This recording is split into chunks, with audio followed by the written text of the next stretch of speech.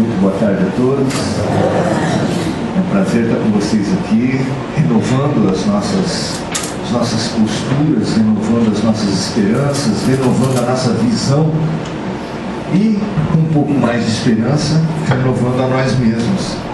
Que é para isso que a religião existe, né? Tem muita gente que pensa que religião é para a gente conseguir um namoradinho, uma namoradinha, né? Conseguir voto. Tem muita gente que acha que é bom para conseguir voto. Se bem que ultimamente o que mais parece mesmo que religião boa é boa para conseguir dinheiro, né? Dinheiro, né? Esse negócio de amorzinho, namoradinho não tem graça. O negócio é dinheiro, né? Prosperidade, vamos fazer dinheiro. Religião boa é aquela que dá dinheiro, não é verdade? Tá tão forte isso, né? Parece que Jesus foi um príncipe cheio de ouro, cheio de exércitos, cheio de poder humano. A tal ponto a religião é usada para juntar dinheiro, para fazer bancada religiosa no Congresso. Impressionante como aquela mensagem original acabou dando nisso que a gente está vivendo. Como é que pode? E tudo isso em nome de Jesus. É interessante como é que a gente conseguiu chegar nisso. Vou pensar um pouco a respeito disso, então. Há 5.000 anos antes de Cristo, 7.000 anos atrás, lá no meio ao deserto, aquele mar imenso de areia, tendo como pano de fundo aquele sol muito vermelho da África, eram construídas aquelas imensas construções de pedra que até hoje o homem não sabe como foi possível fazer.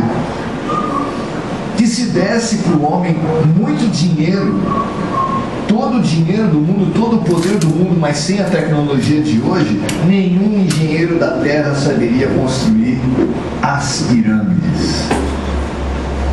Pois ali, além das pirâmides, das 3 pirâmides que marcam o norte da África, a região do Saara, nós vamos ter também a Esfinge de Gizé, que, assim como outras várias estátuas meio animais, meio humanas, na antiguidade, lançavam e deixavam para toda a humanidade um desafio. E esse desafio não está resolvido até hoje. Diziam lá nas esfinges a seguinte frase: decifra-me ou te devoro. E como decifrar um ser que é metade bicho e metade humano? Apesar de ter muito na mitologia isso, a gente nunca viu, né? A gente não conhece um ser que seja metade animal e metade humano, mas está lá na esfinge. A parte de baixo é de uma leoa, de cima presume-se que seja de uma mulher, mas as várias esfinges sempre tiveram meio a meio, uma pizza meio a meio, e nunca foi decifrado. E por nunca ter sido decifrado, se é verdade a frase do desafio que nos foi lançada, levaria a gente a se devorar. Você acha que a humanidade está se devorando hoje em dia? Um comendo o outro? Isso quer dizer que a gente não conseguiu decifrar o desafio das esfinges. O que será que é esse desafio? Quem será que representa aquela figura meio animal, meio humana, que se no físico a gente nunca viu, no aspecto da atitude, não tem gente que é meio animal, meio humano por aí? Bastante. Tá cheio, né?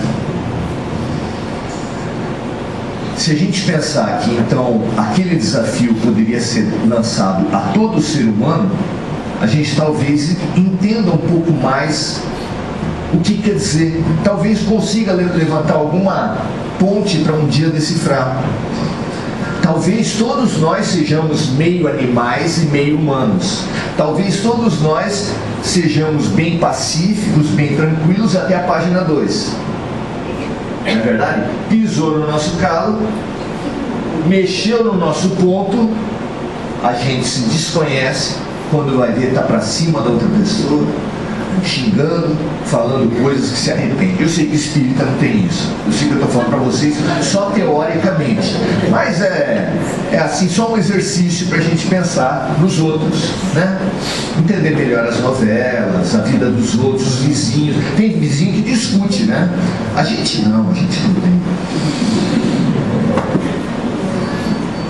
Então, talvez a gente precisasse decifrar essa metade animal da gente, para que a gente fosse integralmente humano. O livro A Caminho da Luz é um livro fantástico da produção de Emmanuel e Chico Xavier. É um livro único. Você não vai encontrar paralelo na literatura espírita e na literatura mundial. Ele conta a história da Terra. Aí quem tá aqui está imaginando assim, Homo sapiens, né? O homem das cavernas, tudo aquilo que a gente aprendeu, né? História dos homens, desde a antiguidade até hoje. Não. Ali é contada uma história de trilhões de anos antes. Mostra aquela entidade de luz contemplando a bola de fogo. Entidade de luz contemplando a bola de fogo. Pois é, a Terra teve um tempo que foi uma bolinha de fogo, bem grande, tudo bem, mas uma bolinha de fogo. E desde aquela época os trabalhos todos de amansamento, vamos chamar assim, da Terra era presidido pela entidade angélica trística que nós conhecemos como Jesus. Foi através do seu trabalho que a Terra foi se resfriando, que foi sendo criada a atmosfera, no início venenosa, depois foram sendo geradas águas, depois das águas ergueram-se os continentes, dentro das águas geraram-se as primeiras bactérias, os primeiros primórdios da vida, depois os vegetais, depois os animais, muito mais tarde os primeiros símios, os nossos avós, né? A gente não reconhece os macaquinhos como nossos avós, mas são os nossos avós. E muito mais tarde nós, como humanidade em estágio primitivo ainda, aquilo mesmo que a gente basicamente conhece da arqueologia, muito mais tarde passando para mundo de expiação e provas, que foi exatamente quando, vindo imigrantes de outros planetas, muito mais sábios que os terráqueos, os símios quase que ainda habitavam a Terra, meio símios, meio homens, vieram com uma tecnologia fantástica que conseguiram fazer o que até hoje a gente não é capaz de fazer, como as pirâmides. Gerando aquele livro, Desafio, Eram os Deuses Astronautas, de Erich von Däniken, um dos maiores best-sellers da história moderna, e que perguntava, mas como é que pode aqueles deuses, como é que eles puderam fazer tanta coisa, como é que eles tinham tanto conhecimento? E ele levanta essa hipótese: eram os deuses astronautas? Até hoje tem gente que não acredita em extraterrestre. Olha o mundo todo, olha a humanidade, o sistema solar inteiro, olha a Via Láctea toda, e aí a gente, só para dar um tamanho aí, parece que tem na Via Láctea 200 bilhões de sóis. E no universo estima-se que tenha 100 bilhões de galáxias. Você quer saber quantos sistemas solares tem no universo? É só multiplicar 200 bilhões por 100 bilhões. Se você, depois de fazer essa multiplicação, eu sei que você não tem calculadora para isso, mas você pode ir enfileirando os zerinhos só para tentar achar o nome. O nome eu também não sei por que dá. Depois de fazer essa conta toda, você ainda chegar à conclusão de que só existe vida na Terra, você vai ser um iluminado, porque é mais ou menos como uma pessoa ter uma casa de Tem uns nobres na Europa que tinha isso, né? Os reis da Inglaterra, que tem uma casa com 85 quartos, mas o cara só usa um, né? Mas será que Deus é tão desperdiçador assim? Vocês acham que se o pedreiro do palácio de Buckingham, ele ia fazer um palácio daquele tamanho se fosse para ele habitar? Ele ia ter tanto trabalho para habitar um quarto só? Você acha? O pedreiro do universo também não ia fazer isso, né? Mas tudo bem, a gente aqui não quer convencer ninguém. O fato é que chegou-se um tempo em que a humanidade fez essa transição e iniciou a partir dali o estágio de mundo de regeneração e provas. A gente deixou de ser um mundo primitivo para fazer regeneração e provas, e a partir dali nós fomos desenvolvendo as nossas atividades humanas. E a gente, pelo que a gente leu nos livros da história, a história é sempre marcada pelas guerras. São as guerras que fazem isso, fazem aquilo, mudam o trecho, fazem a evolução. Guerra é a coisa mais legal que a gente já fez. A gente, quando passa pelos bancos de escola, a gente tem essa impressão, né? Pois é. Até hoje ficam os americanos se perguntando: mas como é que tem tanto serial killer? Como é que tem tanto assassino? Porque lá uma pessoa fica meio chateada com a vida, compra um rifle e sai matando. Não é só terrorismo, não. A pessoa tem qualquer crise existencial, pega um revólver e sai matando. E nós não aprendemos isso no cinema? Como é que eles resolveram a conquista do Oeste? Como é que eles resolveram a questão indígena dos Estados Unidos? Como é que eles resolveram? Como é que eles resolveram os problemas de conflito com o México, por exemplo? Que problemas eles não resolveram a bala? E depois eles querem que as pessoas hoje sejam pacíficas. Se você vai numa loja qualquer pessoa, como esse último terrorista lá, sei lá, não sei se foi o último já, porque eu posso estar meio desatualizado, que foi numa loja, comprou rifles e foi lá e matou dezenas de pessoas na boate gay. Porque é muito fácil ser assassino, é muito fácil ser violento. Só que será que são só os americanos? Talvez não. Ah, mas a gente pode falar, nós aqui não temos esse problema, pois o mundo espiritual revela que dos dois grandes karmas coletivos que o Brasil tem, um deles é por causa da Guerra do Paraguai, que a gente estuda muito pouco e aprende que foi um grande heroísmo Argentina, Uruguai e Brasil se somarem contra o Paraguai. Grande heroísmo. Impressionante o que a gente fez naquela época, o genocídio na América Latina, e nós carregamos isso até hoje. O outro é naturalmente a escravidão. Pois é. Mas a gente estava lá, né?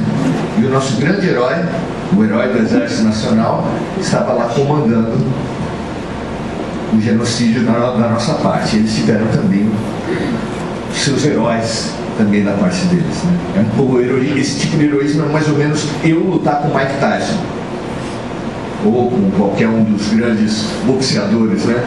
Que heroísmo tem dele bater em mim, né? Mas tudo bem. Então nós viemos fazendo uma história baseada no animal, uma história baseada na guerra, uma história baseada no sangue. E só há 2000 anos atrás, depois de inúmeros mestres terem vindo na Terra tentando ensinar a paz para a gente, veio o grande mestre, o grande príncipe da paz, em pessoa, aquele que presidia o resfriamento da Terra e a organização da Terra. Ele resolveu vir em pessoa para cá para ensinar a paz para a gente. Nesses últimos 2000 anos, nós finalmente somos muito mais pacíficos, né? Muito mais humanos. Nós banimos essa maneira violenta de resolver os conflitos. Será? Acho que eu vim de outro planeta, né, para falar um negócio desse. Claro que não. algumas das principais violências da história nos últimos 2000 anos foram feitas exatamente em nome de Cristo, como as cruzadas. Quase quantas pessoas terão morrido nas cruzadas? Mas não só se matou em guerras em nome do Cristo, também se torturou em nome do Cristo, que eram as inquisições. O que não se fez em nome do Cristo? E a gente veio acumulando essa postura até que hoje ela se volta contra nós. Ela se volta de uma maneira que praticamente nenhum ser humano consegue estar em paz. Por quê? Seja pelo conflito da violência urbana, pelo conflito do terrorismo, pelo conflito da corrupção, nós nos sentimos permanentemente violentados. Não é verdade? Parece que a gente é violentado só por existir. Quem respira já é violentado. Só se você fosse de São Vicente para Praia Grande e visse a Cracolândia que tem ali no viaduto Mário Covas, já é uma violência para destruir qualquer pessoa que tenha coração. Você olha aquilo e fala: que humanidade é essa? O que aconteceu? Para onde a gente está indo? Porque são os nossos jovens. São os nossos mais belos e energéticos exemplares da humanidade que a gente está vendo ali. E ali deve ter filhos de todas as faixas sociais, porque infelizmente a droga é extremamente democrática. Nós precisamos ainda hoje nos pacificar, talvez com a mesma urgência ou com mais urgência ainda do que ao tempo de Jesus. E nós precisaríamos entender o que é, afinal de contas, a guerra. Onde está a raiz da violência? O que é a violência? Isso parece tão óbvio para a gente, que violência é a agressão que os outros fazem contra nós, que a gente deveria se questionar: o que será que é a violência? Talvez a gente pudesse propor um conceito aqui: violência é toda vez que alguém tenta impor a sua vontade sobre o outro. Isso é muito forte. Num conflito entre vizinhos tem imposição de vontade. No conflito no trânsito tem imposição de vontade de uns sobre os outros. No conflito conjugal, no conflito entre as gerações, todos os conflitos a gente tenta impor a nossa vontade sobre a do outro. E tem gente que acha que isso é paz, impor a vontade sobre o outro. Quando todo mundo me obedece, eu estou em paz, a minha vida está boa. Até no tempo do Império Romano, tinha uma expressão que eles usavam que era a Pax Romana. A Pax Romana era quando os territórios ocupados não se rebelavam contra o imperialismo romano. O que vocês acham dessa paz? É a paz do machismo. Quando as mulheres não se rebelam contra os homens, tem uma paz doméstica muito grande. Vocês não concordam? Vocês não acham bom assim? Não? Puxa vida. Vocês também são insatisfeitas com tudo, né? Sacos.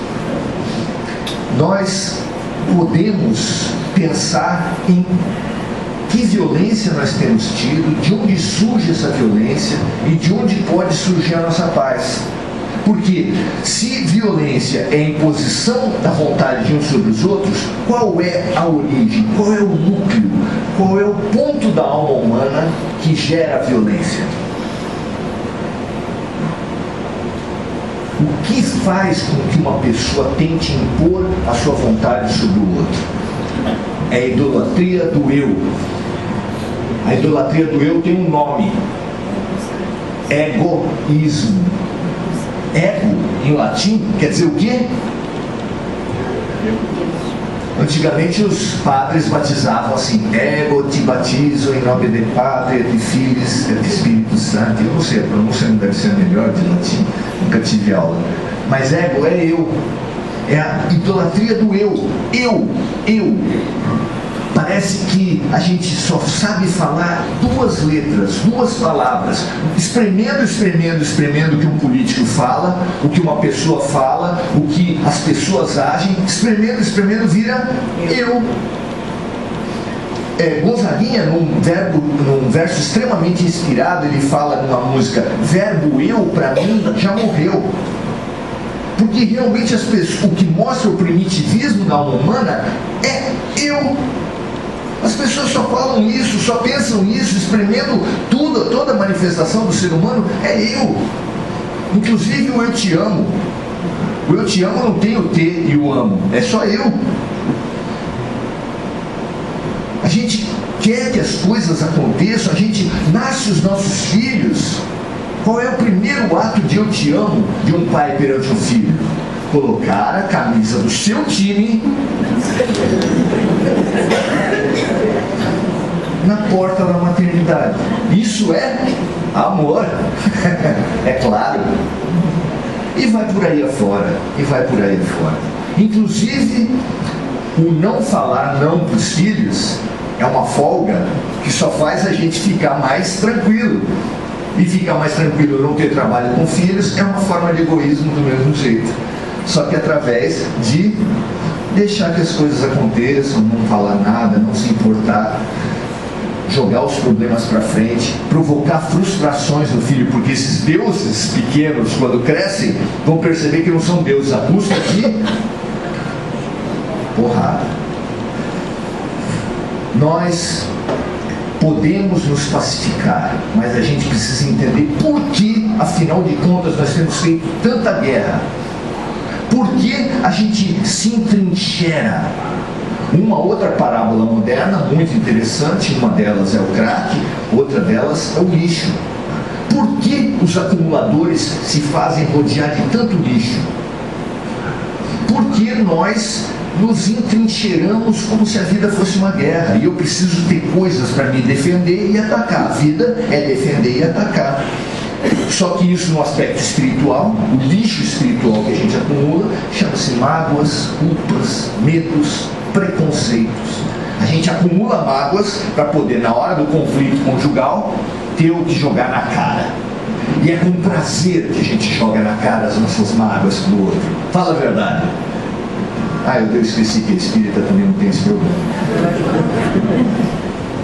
Mas a gente acumula, a gente guarda carinhosamente cada mágoa que a gente, dos erros que cometeram com a gente, para poder jogar na cara. E esse jogar na cara, a gente já sabe que de lá também vem, né? O de lá também cultiva, também joga na cara, e chumbo trocado não dói. Quem fez essa expressão não sabe nada de chumbo, não sabe nada de mágoa, não sabe nada de conflito, porque os dois perdem. Os dois saem acusados, os dois saem feridos dessas discussões. Nós temos muito ainda para chegar na paz, mas a gente pode pelo menos entender o que seria o desarmamento das almas. O que seria eu conseguir reciclar esse lixo espiritual? Como é que eu faço para diminuir a letalidade, a minha capacidade de ferir e de agredir os outros? Como a gente faz para isso? Eu tenho que trabalhar na minha munição, no meu lixo espiritual. Se a gente não tiver munição desses lixos nos quais se baseia a constituição do ego, se a gente não diminuir essa quantidade de lixo, a gente vai ter menos munição e menos guerra. Mas como a gente pode ter menos mágoa e menos culpa, menos medo e menos preconceito? Essa resposta foi dada lá pelo nosso governador há 2000 anos atrás. E todos nós que nos alegramos tanto em dizer eu sou cristão, estamos aqui hoje com a maior curiosidade para falar como é que eu faço para deixar de ter culpas, medos, preconceitos, mágoas. Mas Jesus já ensinou isso há 2000 anos. Jesus já ensinou isso há 2000 anos, e a gente, nesses 2000 anos, nós já reencarnamos aqui mais ou menos o quê? 50, 70, 100 vezes, sempre sob o guarda-chuva do cristianismo, e ainda hoje a gente está se perguntando como é que eu faço para desarmar meu espírito, para ser menos magoado, menos rancoroso, menos egoísta. Como é que eu faço para isso? Jesus já ensinou há muito tempo, e para a gente é novidade, mas não é.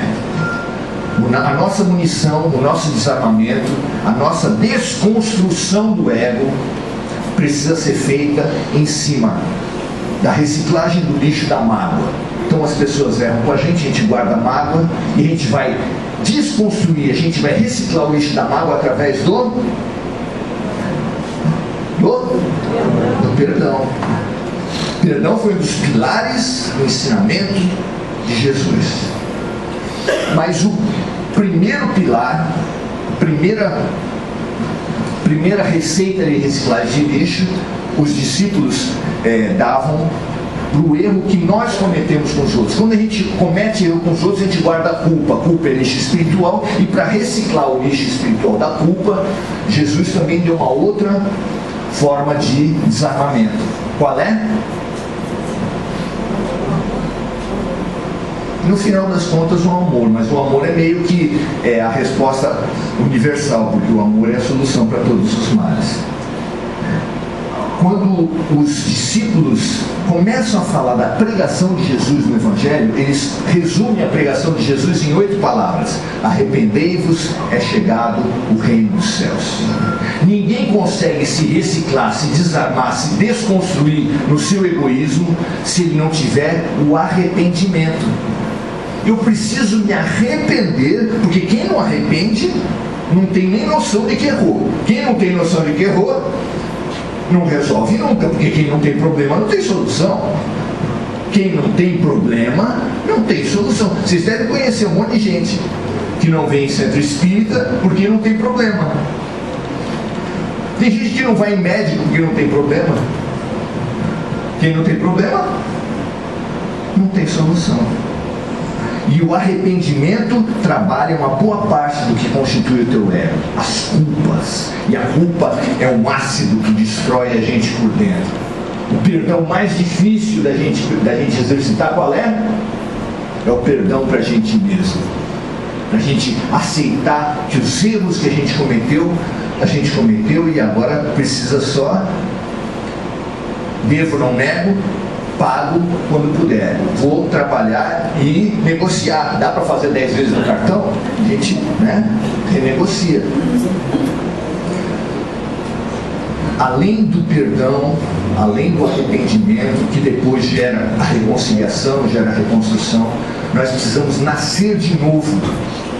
Disse Jesus a Nicodemos: quem não nascer de novo da matéria e do espírito não chegará no reino dos céus.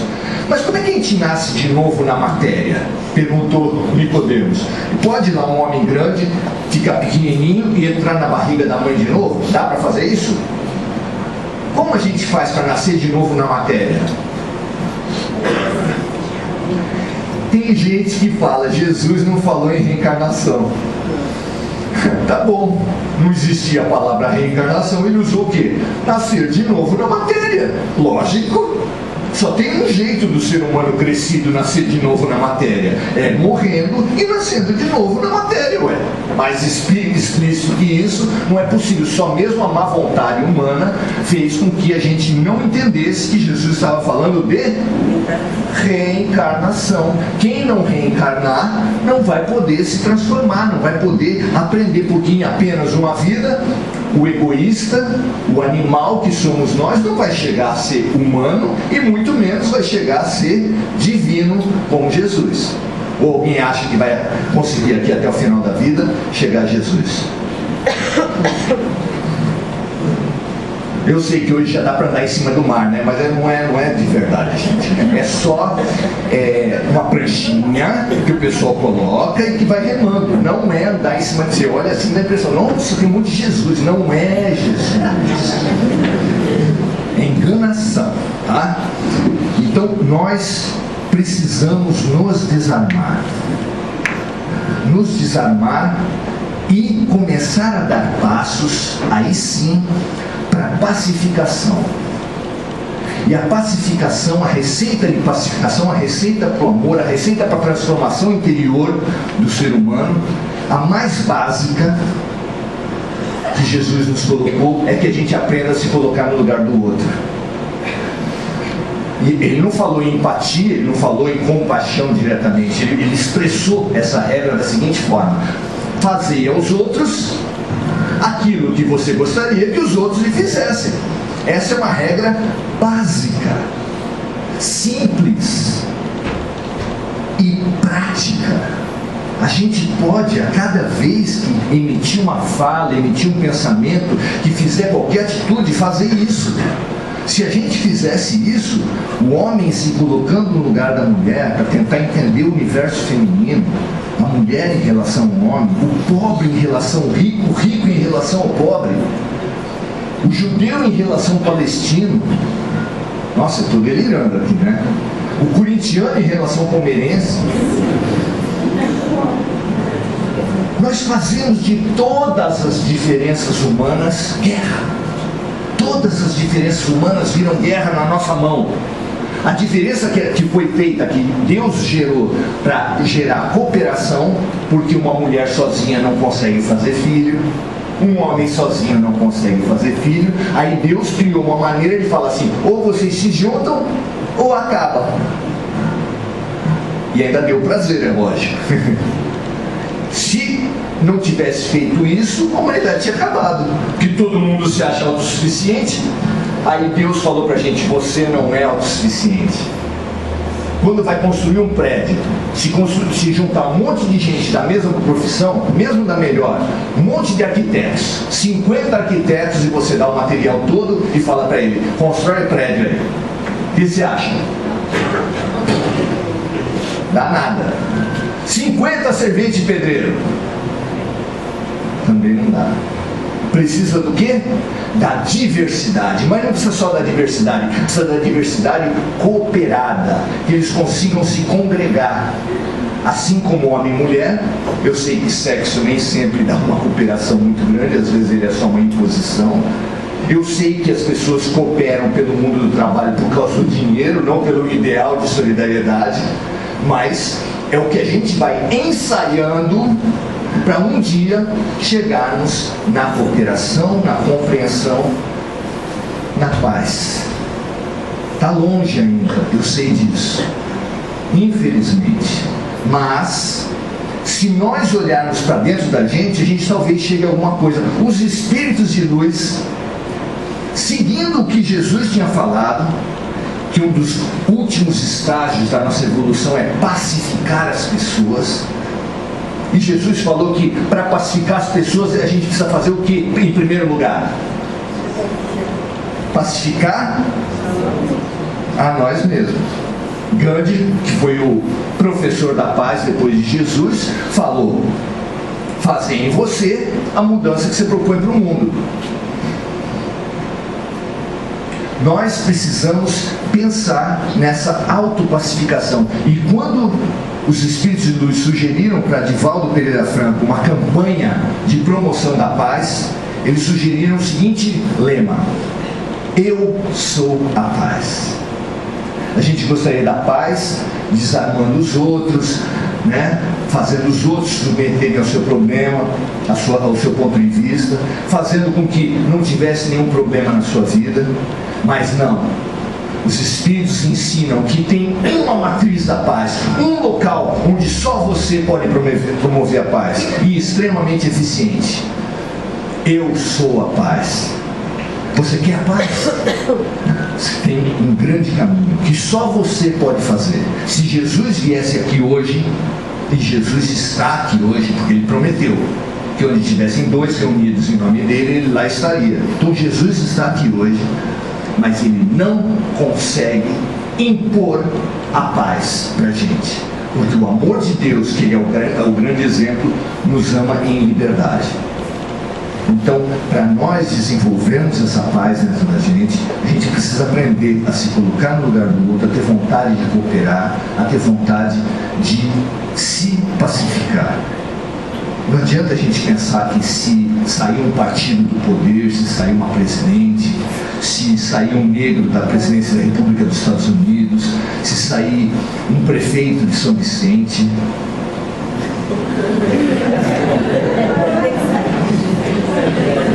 nós adoramos ter saídas mágicas.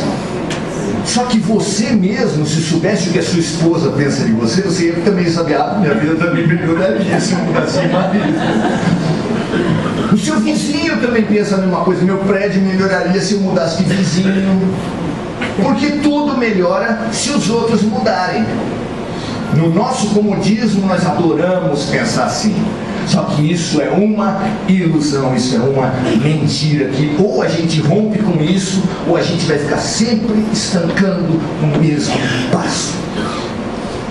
O problema do mundo são as outras raças, os outros sexos, as outras classes, os outros. Eu não. E o contrário, fala Jesus, falam os mestres, falam todos. Eu sou a paz.